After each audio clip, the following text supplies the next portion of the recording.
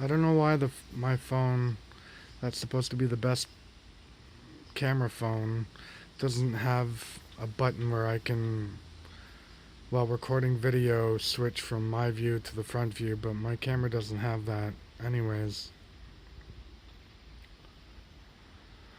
So I'm drunk right now.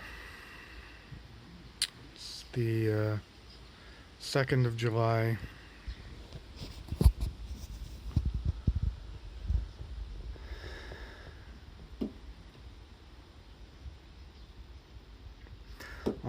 On June 30th, I was working a 7-hour shift at the Van Gogh exhibit in Toronto, and when I got off work,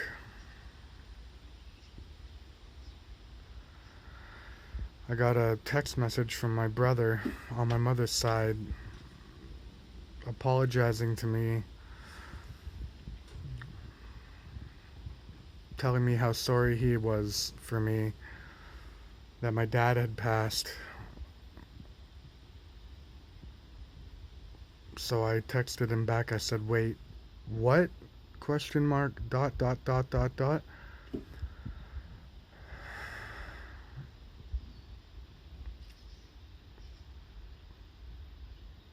So on June 30th at around 12 to 1 p.m., my dad died.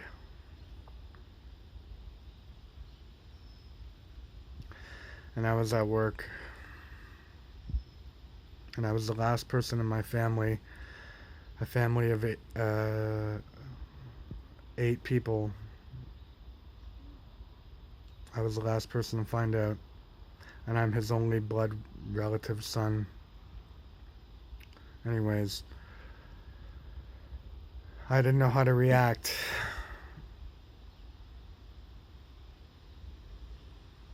How do you react? So the difference between my dad dying and normal people's dads dying is, since the day I was born, I've been prepping. I've been ready every year of my life for my dad to die because he's disabled, and he's been telling my family that he was going to die every year. And we all knew he was a hypochondriac, but nobody knew him. Nobody spent as much time with him as I did. I spent my entire teenage life taking care of him.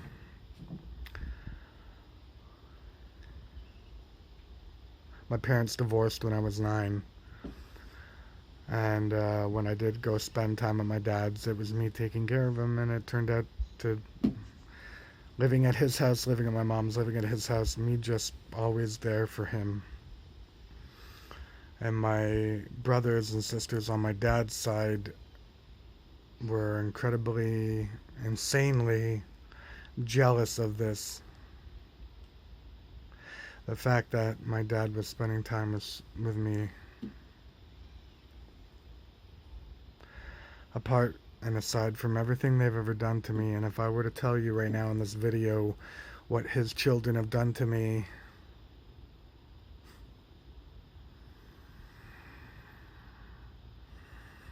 but I'm better than that. I don't need to go into detail. I don't even fucking need you to care. So he died. And yesterday I went into work because I knew that the day after I found out that he was dead, if I was alone at home, I would have stolen my mom's alcohol, done anything to get drunk and wasted, and instead I went to work to keep my mind off of it. But today, I I did what I was gonna do yesterday. I'm drunk. I am in an uncalculable amount of pain. I'm not able to express to you through words how much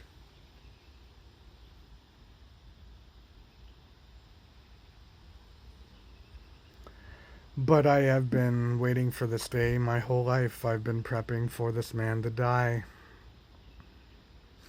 And you know, it's funny, when I got out at Kennedy Station and first talked to my brothers and sisters, my brother and my sister on my mom's side, because they were reaching out to me. They knew before I did, and they were calling me, oh my God.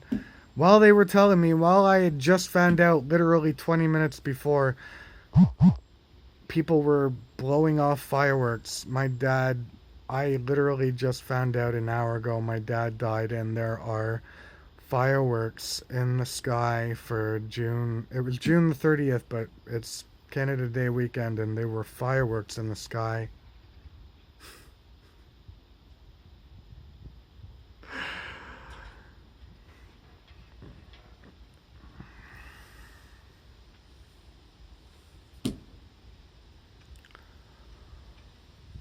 So I'm supposed to take it in one way or another. A lifetime of hoping that this man's pain would end and come to a close, where the fireworks were literally like, boom, this is your rude awakening, consciously, spiritually. Your father is dead. Your nightmares will go away. Your weekly nightmares of him will go away. Fireworks. Or the other side, where fireworks, holy shit, this is a defining moment. This is the utmost depression. And I've only had nightmares of my father for the past 5 to 6 days. Usually it's 1 to 2 times a week. I dream of my dad's old house and his children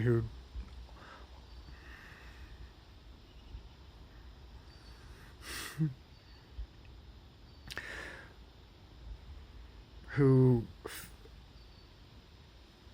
abused me, is the only word I'm going to use. And I had a nightmare last night, and the night he died.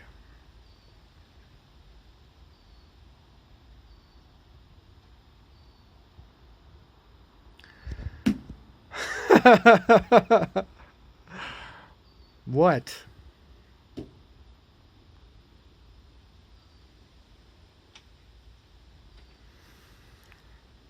So,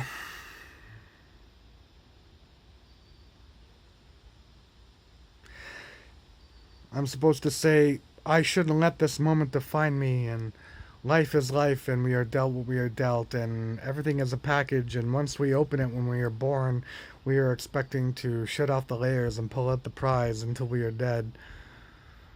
Yada, yada, yada. But I'm in the thick of it. I'm literally a day after my dad died, and I really am just without knowledge, without any spiritual advice or wisdom to anybody. I don't have anything. I'm in pain.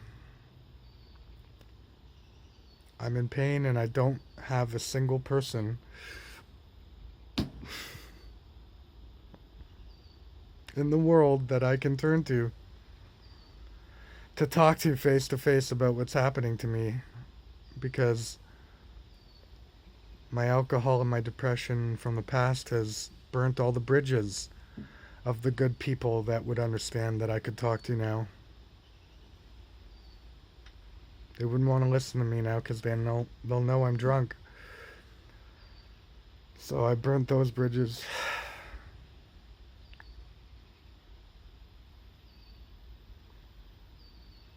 I am in, and like I said, an incalculable amount of pain, and I can't turn to anybody but fucking YouTube. I'm literally turning to everybody. I have nobody. So I'm turning to every fucking person on the planet who watches this video. I have nobody. And I'm turning to everybody.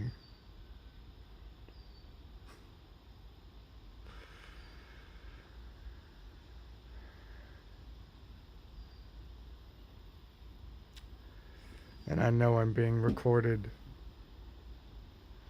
So it's impossible for me to relay or portray my true feelings. Because I know I'm recording myself and that somebody's gonna watch this. It means there's a side of me that is acting.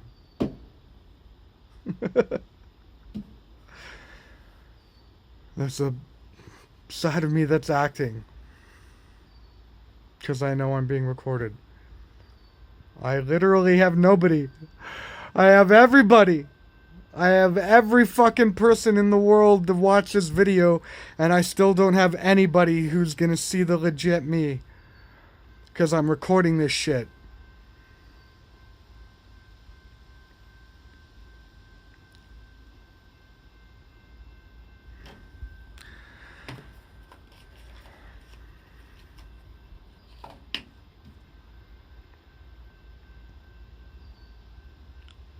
What would my dad want?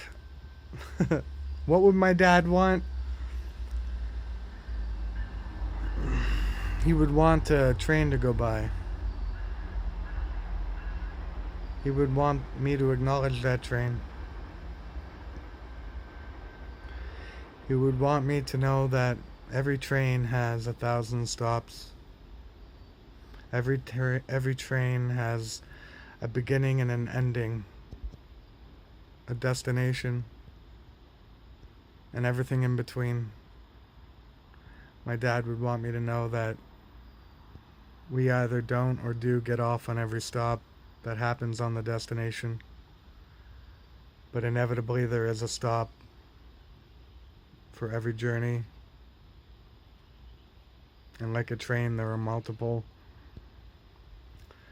And I am at the end of the journey with my father. He's gone. I never got a chance to say goodbye to him. A week and a half ago, I tried to go to the hospital to see him because he was in the hospital. And they stopped me at the doors and said I couldn't go in because of COVID and because his sibling, his daughter, took me off the list, even though my name is my dad's name. I have my father's name. I am my father's only blood son. I'm my father's only fucking blood son. And I have one blood sister, and she took me off the list.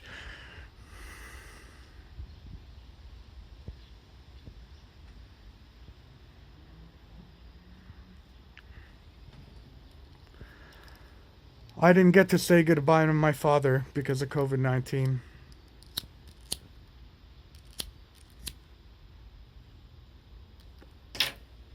And I told my mom, I said I knew there's something different about today. I knew there was something. I got off the phone with him and I messaged my friend Ray. I said that was the hardest phone call I've ever had in my life. And I meant it. Because when I talked to my dad for the last time, the last words I ever said to him, I was talking to an 85-year-old man who sounded like he was 3 months old. Sounded like a baby. Sounded like a child. Sounded like, not a child, he sounded like an infant. And I knew something was, instead of the 36 years of my life of knowing he's gonna die, I knew there was something different. And I said it to my mom, I said it to my best friend, I said, there's something different about this time. And when I went to the hospital, they said they couldn't let me in and that he was okay.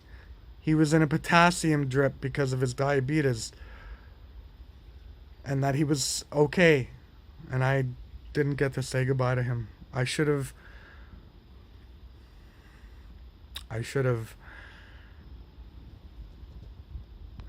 punched through the plastic at the nurse who told me that.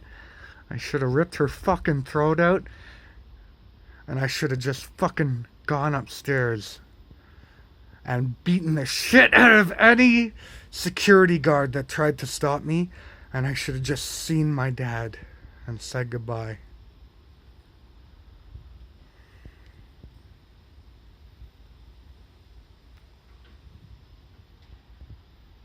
He doesn't even get a funeral.